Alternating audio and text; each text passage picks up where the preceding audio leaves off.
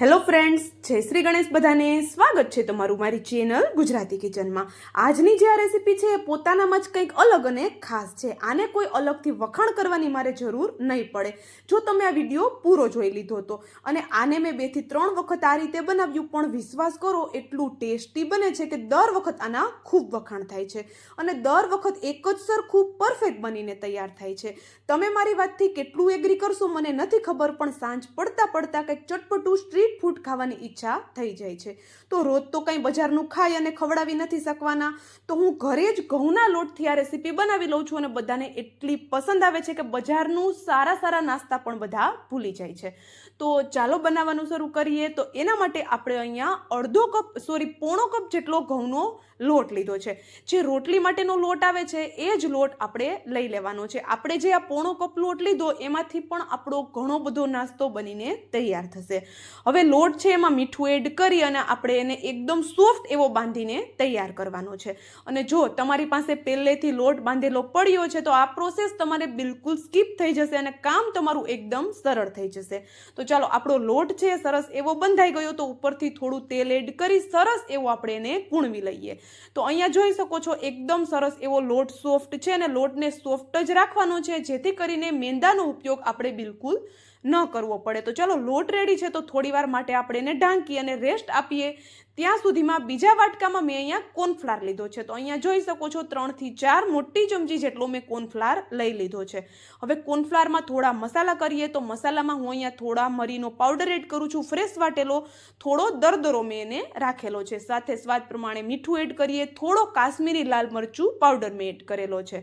તમે નોર્મલ મરચુંનો ઉપયોગ પણ કરી શકો છો. સાથે થોડું ધાણા જીરું પાવડર એડ કરીએ અને આ બધા મસાલાને સરસ એવા લોટ સાથે મિક્સ કરીએ. અને હા, જો કોર્નફ્લાર નથી તમારી પાસે તો મેંદાનો યુઝ પણ તમે અહીંયા કરી શકો છો, અને મેંદો પણ નથી તો ઘઉંનો લોટ પણ એડ કરી શકાય છે.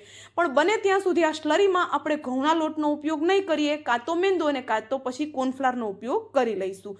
હવે અહીંયા બધી વસ્તુમાં થોડું પાણી એડ કરી આવી થોડી પાતળી સ્લરી અત્યારે આપણે આની બનાવવાની છે.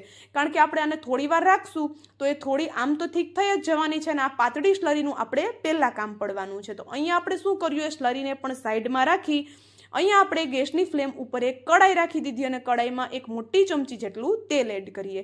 તેલ છે એકદમ સરસ એવું ગરમ થાય એટલે બારીક કટ કરેલું લસણ, આદુ અને મરચું ત્રણેય વસ્તુને મેં ચોપરમાં ચોપ કરી અને એડ કરેલી છે. હવે આ હાઈ ગેસની ફ્લેમ પર આ ત્રણેય વસ્તુને સાંતળવાની છે. હવે આ આખી પ્રોસેસમાં ગેસની ફ્લેમને આપણે હાઈ જ રાખવાની છે, એ વાતનું ખાસ ધ્યાન રાખશું. હવે આ બધી વસ્તુ સરસ એવી સંતળાઈ ગઈ તો એમાં આપણે એક મોટી સાઈઝની ડુંગળીને ચોપરમાં ચોપ કરીને એડ કરી દીધી. એ જ રીતે અડધી વાટકી જેટલું આપણે અહીંયા ચોપરમાં ચોપ કરેલી કોબી એડ કરી દીધી. 2 થી 3 ચમચી જેટલું ગાજર એડ કરી દીધું. સાથે 1 ટુકડો સિમલા મિર્ચનો એને પણ આપણે ચોપ કરીને એડ કરી દીધો. જે પણ શાકભાજી લેતા હોય એને આપણે એકદમ બારીક ચોપ કરીને એડ કરવા ખૂબ જરૂરી છે.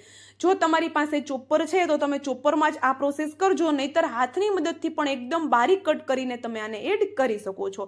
અને મેં અહીંયા બધા શાકભાજીને અલગ અલગ ચોપ કરી અને તમને બતાવ્યા, પણ તમે જે પણ શાકભાજી લેવાના હોય એક જ સાથે ચોપરમાં ચોપ કરી લેજો, એકદમ તમારું કામ સરળ થઈ જશે. હવે એમાં આપણે સ્વાદ પ્રમાણે થોડું મીઠું એડ કરીએ. 1 ચમચી જેટલો રેડ ચીલી સોસ, 1 મોટી ચમચી જેટલો ટોમેટો કેચઅપ અને અડધી ચમચી જેટલો ડાર્ક સોયા સોસ એડ કરીએ. સાથે અડધી ચમચી જેટલું વિનેગર પણ એડ કરી દીધેલું છે. હવે આ બધા સોસને આપણે બધા શાકભાજી સાથે સરસ એવા મિક્સ કરવાના છે. મેં જે પણ શાકભાજી લીધા એમાંથી કોઈ શાકભાજી તમારી પાસે નથી તો તમે એને આરામથી સ્કીપ કરી શકો છો. કોબી અને ડુંગળી હશે તમારી પાસે તો પણ તમારી આ રેસીપી એકદમ શાનદાર એવી બનીને તૈયાર થઈ જશે. હવે અહીંયા બધા સોસને સરસ એવા આપણે મિક્સ કરી દીધા. તો હવે આપણે એમાં એડ કરીએ લીલા ધાણા.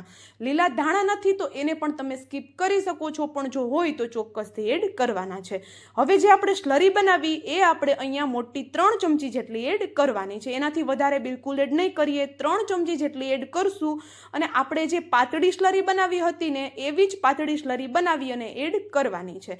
હવે સ્લરી એડ કરી સ્લરીને આપણે એકદમ સરસ એવી કૂક થઈ જાય ત્યાં સુધી થવા દેવાની છે, કારણ કે કોર્નફ્લાવર લીધો છે તો કોર્નફ્લાવરની સ્મેલ બિલકુલ આમાં ન આવવી જોઈએ. એટલા માટે આપણે આને હાઈ ગેસની ફ્લેમ પર પકાવશું, એટલે આપણે જે આ બનાવ્યો મસાલો એમાં એકદમ સરસ એવી બાઇન્ડિંગ આવી જશે. તો સ્લરી એડ કરવાનું કારણ એ જ છે કે આપણો જે મસાલો બને છે એમાં બાઇન્ડિંગ સરસ એવું આવી જાય છે. તો અહીંયા જોઈ શકો છો એકદમ આપણો સરસ ટેસ્ટી એવો મસાલો બનીને તૈયાર છે. તો ગેસની ફ્લેમ આપણે બંધ કરી દઈએ.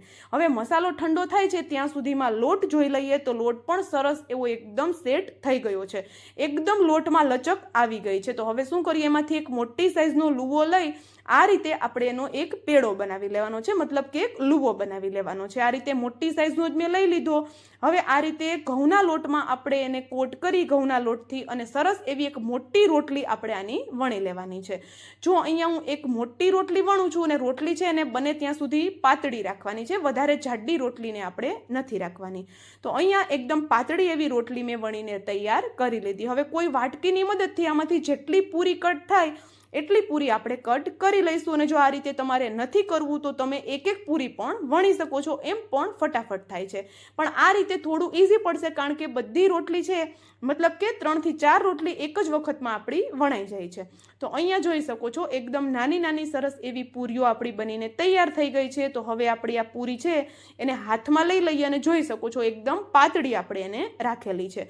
હવે આ પૂરીના સેન્ટરમાં આપણે જે મસાલો બનાવ્યો એ મસાલો રાખી દઈશું. 1 ચમચી જેટલો, તમને જેટલો મસાલો પસંદ આવે એટલો તમે અહીંયા રાખી શકો છો. હવે આ રીતે આપણે એને પેક કરી દઈશું. તો અહીંયા જોઈ શકો છો એક પોટલીનો શેપ આવી ગયો છે.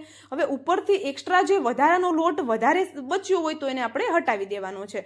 હવે સેમ એ જ રીતે બધી જે આપણે પૂરી બનાવી એને આ રીતે આપણે ફિલ કરી અને સરસ એવો એક પોટલીનો શેપ એને આપી દેવાનો છે. લોટ છે એકદમ સોફ્ટ છે, તો આ પોટલી બનાવતી વખતે બિલકુલ કોઈ તમને પ્રોબ્લેમ નથી આવવાનો. તો આ રીતે બધી પોટલી હું બનાવી અને પછી રાખી દઉં છું. પછી આપણે આગળની પ્રોસેસ કરવાના છીએ. તો બધી પોટલી આપણી અહીંયા બની ગઈ છે. અને જો તમે અત્યાર સુધીનો વિડીયો જોઈ લીધો હોય એમાં થોડું પણ જો કંઈક તમને પસંદ આવ્યું હોય તો વિડીયોને લાઇક, શેર, અને જો ચેનલ પર નવા છો તો જલ્દીથી ચેનલને સબસ્ક્રાઇબ કરી દેજો આવા જ નવા વિડીયો જોવા માટે. હવે અહીંયા જે આપણે પહેલાં સ્લરી બનાવી હતી એ આખી પ્રોસેસ કરી લીધી, ત્યાં સુધીમાં આવી થોડી ઘટ થઈ ગઈ છે.